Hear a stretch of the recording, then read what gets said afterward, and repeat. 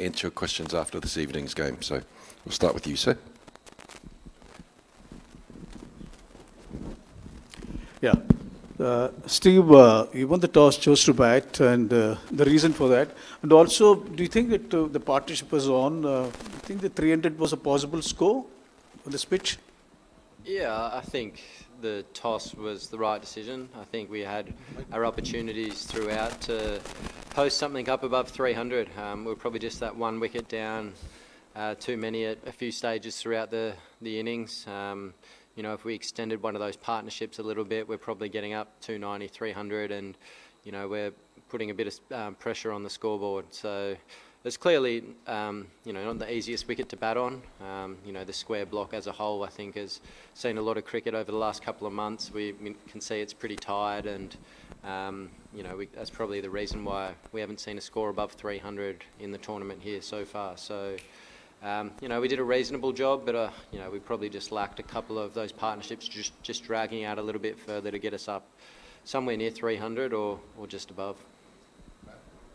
Steve, you obviously played down the significance of India playing all their group games here, but now we're at the end of the game. Do you think it played a part at all? Yeah, look, I'm not buying into it. I think it is what it is.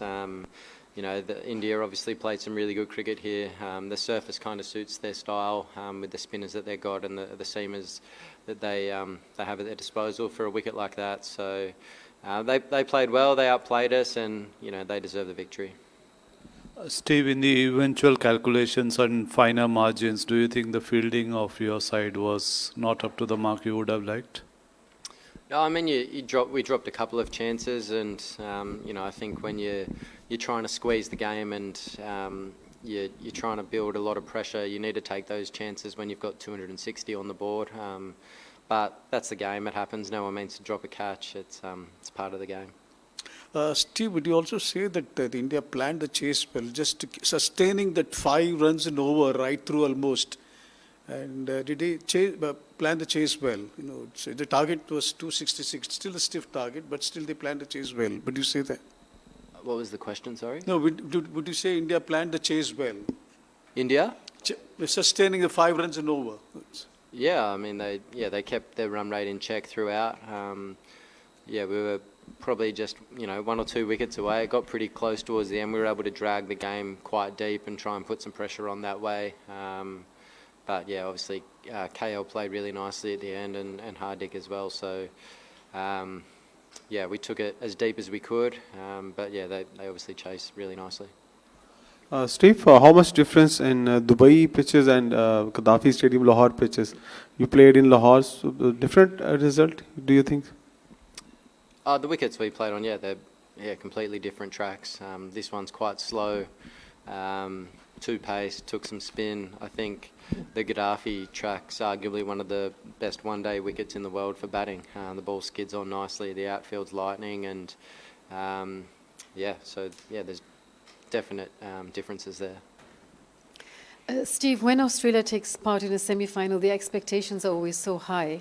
You're always expected to win. Do you feel that when you play India, their reputation is as formidable? Could that have played a bit on the boys' mindset?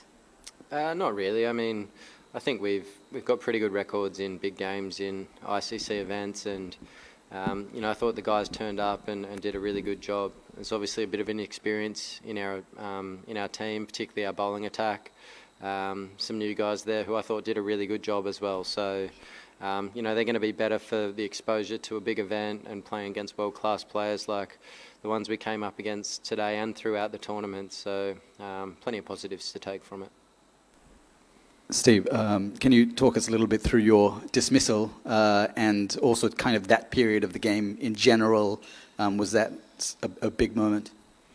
Yeah, missed a full toss. Wasn't ideal.